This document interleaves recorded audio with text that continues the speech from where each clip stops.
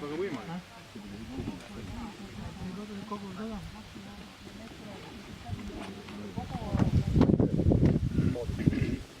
Ikka nii, ma mõtlen, et omastele on see ikka nii hirmus, kui sa istud rongis kodu jõuad.